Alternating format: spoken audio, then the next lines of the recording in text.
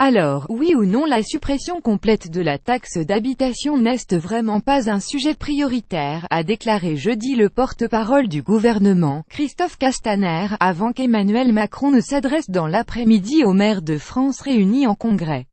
Interrogé sur RMC et BFM TV, celui qui ne doit bientôt plus être porte-parole, explique la suite après cette publicité. Bercy et Bruno Le Maire l'ont évoqué. Dès lors qu'on dit que c'est un impôt imbécile, parce qu'il est injuste d'un territoire à l'autre, qu'il ne prend pas en compte en réalité la capacité financière de chacun. On a décidé de faire porter un effort massif 80%, mais si on dit que c'est imbécile, il ne faut pas exclure, à terme, la possibilité de le supprimer. Mais ça n'est pas prévu aujourd'hui, il n'est pas prévu de le faire. Ce n'est vraiment pas un sujet prioritaire, la priorité, c'est de redonner du pouvoir d'achat aux classes moyennes, ajoute le porte-parole du gouvernement.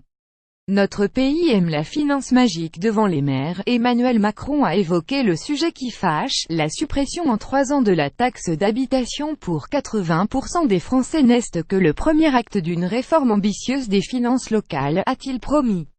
Il a même laissé entendre que cette taxe pourrait disparaître à terme, car si cet impôt n'est pas bon pour 80% des ménages, il y a peu de chances qu'il soit bon pour les 20% restants.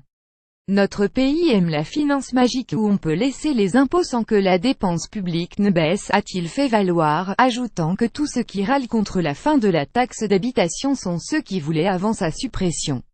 Mais dans la foulée, Gérald Darmanin a pris les devants, après 2020, avec une nouvelle fiscalité, qui est plus juste pour les communes comme les contribuables. 100% des Français seront concernés, c'est ce qu'a annoncé le président de la République, a ainsi expliqué le ministre de l'Action et des Comptes Publics quelques minutes après la fin du discours d'Emmanuel Macron devant les maires de France. Emmanuel Macron a également fait allusion à l'allocation de 1 point de TVA aux régions, décidée dans le dernier budget, qui pourrait servir de modèle pour les communes, rapportent les Échos. Parmi les pistes étudiées, une part de contribution à la réduction de la dette sociale CRDS pourrait être attribuée au département, tandis la commune percevrait une portion d'impôt sur le revenu. Autre scénario, poursuivent les Échos, l'ensemble des impôts fonciers, taxes foncières et droits de mutation irait au local. Le pouvoir fiscal des communes. De nombreux élus locaux s'inquiètent de l'exonération de la taxe d'habitation pour 80% des contribuables, une des promesses phares du candidat Emmanuel Macron lors de la présidentielle, qui doit être intégralement compensée par l'État.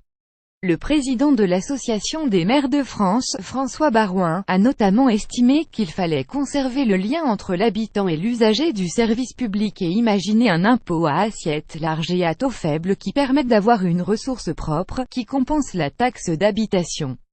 Pour le président LR du Sénat, Gérard Larcher, la suppression de la taxe d'habitation pour 80% des ménages proposée par le gouvernement affaiblit le pouvoir fiscal des communes et menace la pérennité de leurs ressources. Page L.